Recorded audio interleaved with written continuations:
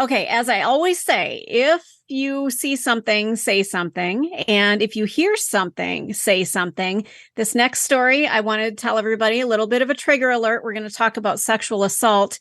This is a 45-year-old man who was residing in a nursing home. He smothered an 80-year-old with a pillow during a rape at a nursing home where they both were residents. Earlier in the day, he had been heard saying, "I'm going to get me a woman tonight." Mm. Yeah, so it's Carol and Stacy here for Murder in the Morning. Dwayne Anthony Freeman, a 45-year-old man in Indiana, admitted to rape and murder of an 80-year-old woman at a nursing home where they both resided. During the forcible sexual assault, Freeman held a pillow over the woman's face. Court records reviewed by Law and Crime reveal that Marion County Magistrate Judge Peggy Ryan Hart has sentenced Freeman to 45 years in prison for this horrific attack and slaying of the woman. In May, the man pleaded guilty to 1 count of murder and 1 count of rape in connection with the woman's death. He was sentenced to an additional 30 years for the rape conviction to be served concurrently with the 45 year sentence for murder. According to the press release from the Indianapolis Metropolitan Police Department, officers responded to an emergency call at the Homestead Health Center at about 5:30 a.m. So this was in the morning on February 2nd of 22. The call reported a deceased adult female, later identified as this woman. Upon arrival, first responders discovered a woman in one of the residents' rooms who appeared to be deceased. They did determine the circumstances to be suspicious. Medical personnel pronounced the woman dead at the scene. The homicide unit detectives investigated the incident and detained the man, later identified as Freeman. He was involved in this woman's death. And based on immediate evidence available, authorities determined that there was probable cause to classify her death as a homicide. Now, earlier in the day, a medical assistant conducting rounds at the facility noticed that there was a motorized scooter near this woman's room, and it's a vehicle that this woman did not own personally. This woman had limited speech and could not move independently. Upon entering the room, the assistant allegedly discovered that Dwayne Anthony Freeman, he was naked and soaked in alcohol lying on top of the dead woman.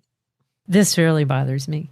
It bothers me too. I've got I think she's 93-year-old mother-in-law who lives in assisted living, and I just, like, she doesn't lock her door. The story just makes me ill. So it sounds like, according to the lawsuit, Freeman smothered the woman and killed her. And it's believed that he had consumed a substantial amount of alcohol. Now, I guess I do see that there is a fair amount of drinking at nursing homes. And I don't know that for sure, but the one that my mother-in-law is in, it's assisted living. It's not a nursing home, but they have happy hour. I know you can have alcohol in your room. To me, it just almost sounds like it could turn into a frat party. Well, in this facility, I don't know. I'd have to look it up. It was Homestead, and there are a lot of Homestead facilities around, so I don't know if it's some kind of chain. But it's interesting to me that a 45-year-old and an 80-year-old are in the same area of a facility, because a 45-year-old seems like he would be in a rehabilitation center, and the 80-year-old seems like she could be in a nursing home setting. Well, especially with limited speech and not being able to be ambulatory. She couldn't move on her own. This guy could. And to an extent, because he had a scooter or something. He was able to get up and down and around on a motorized scooter and had enough mobility that he was able to commit this horrific crime. And what's really disturbing here is before the attack, he was reportedly heard making disturbing statements to several female residents at the facility, expressing his intent to find a woman that night. So he was kind of alluding to the fact that he was going to get some. And I guess, aren't there any safeguards in place that if one of your residents is saying, "I'm going to get me a woman tonight," and that makes it sound like he was drinking then. Doesn't it? Yeah.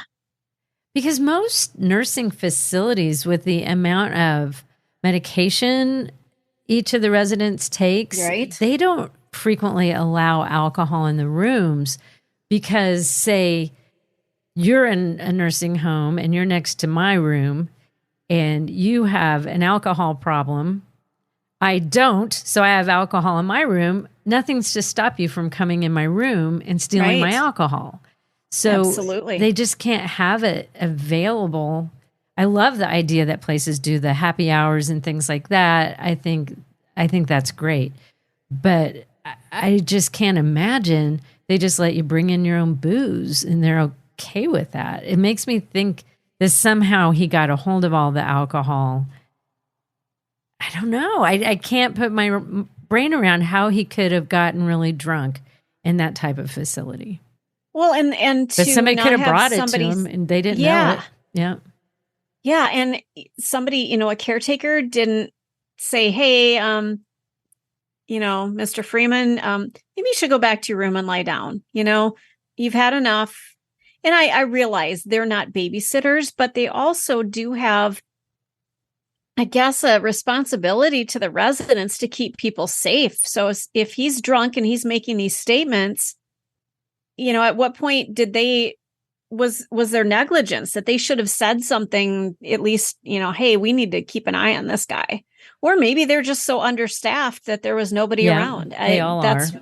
Yeah. And I've seen that with my mother-in-law's facility. We went and visited her and she was diagnosed with pneumonia. So she's on antibiotics. They came in and left her pills for her, but didn't watch her take them. So she's got memory issues. So her pills are her antibiotics that she needs to help get rid of her pneumonia sitting right there on the counter. She never took them. I would be so angry.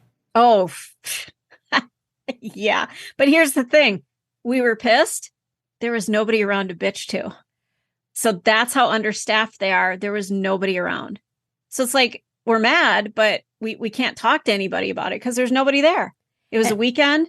They're understaffed. So it's a huge problem. And this story just shows the absolute worst possible scenario of being understaffed and possibly negligent. Who knows how many other cases out there might be like this.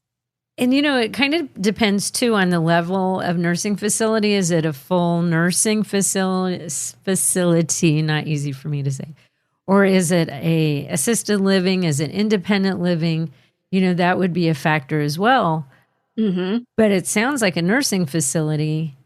If he was drinking, then yes, they should have been babysitting him and watching him all night.